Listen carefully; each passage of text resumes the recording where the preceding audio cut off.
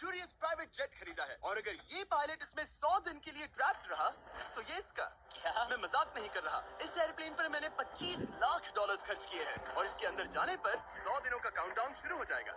Oh my God! और अब क्योंकि इस 100 डे चैलेंज का पहला आवर शुरू हो चुका है तो क्यों ना हम इसमें कहीं घूम कर आए। हाँ चलो कहीं घूम कर आते हैं। देखते हैं ये सच में एक पायलट है या नहीं। क्या मतलब? मुझे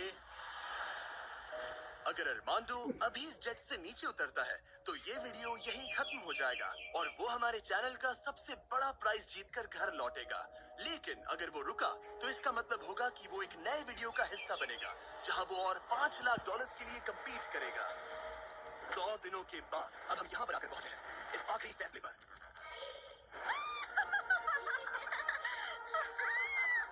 ये रहे इस प्राइवेट जेट के ओरिजिनल पेपर्स। अभी ऑफिशियली तुम्हारे नाम पर है। अब ये प्राइवेट जेट हमारा है।